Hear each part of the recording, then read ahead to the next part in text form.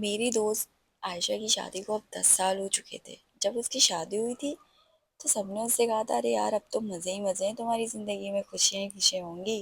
लेकिन खुशियों का ये सपना बस एक दिखावा बनकर रह गया था उसके लिए। उसका हस्बैंड एक अच्छा इंसान तो था, बस उसकी सोच बहुत अलग थी।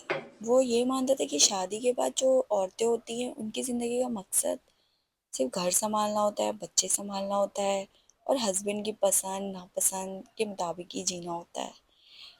तो उसको इजाज़त तो नहीं लेनी पड़ती थी किसी बात के लिए, लेकिन ये सब जो उससे होता था वो उससे ज़बरदस्ती नहीं कराया जाता था, लेकिन हालात ऐसे बना दिए गए थे कि उसे खुद ही समझ आ गया था, यहाँ मेरी मर्ज़ी की कोई जगह नहीं है, तुम्हें और क्या चाहिए।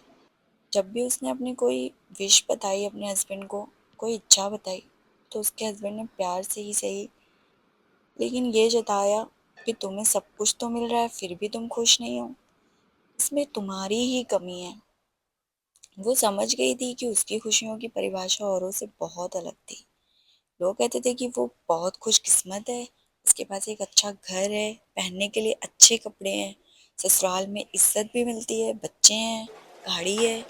लेकिन कोई ये नहीं समझता था कि ये सब होने के बावजूद वो खुद को खो चुकी थी कहीं। धीरे धीरे वो अपनी सारी विशेष को, सारे अपने मन को मारने लगी थी।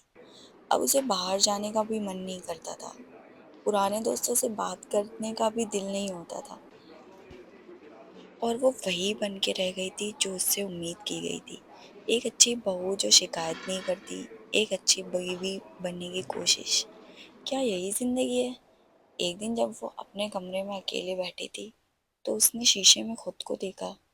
उसे अपना चेहरा अजनबी सा लग रहा था, बिल्कुल जैसे उसके चेहरे पे कोई चमक ही नहीं थी, कोई सपना ही नहीं था।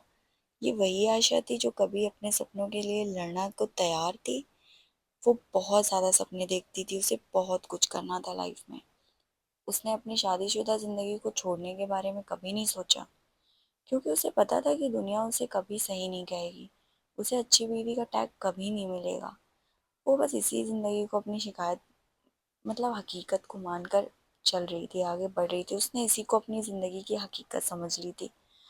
अब जो मुस्कान थी ना वो उसके चेहरे पर नकली थी। आज भी जब लोग उससे पूछते हैं कैसी हो, तो वो हल्की सी मुस्कान देकर जवाब देती है, मैं ठीक हूँ। लेकिन सच्चाई ये थी कि वो ठीक नहीं थी, वो कभी ठीक नहीं होगी, ना वो ठीक है।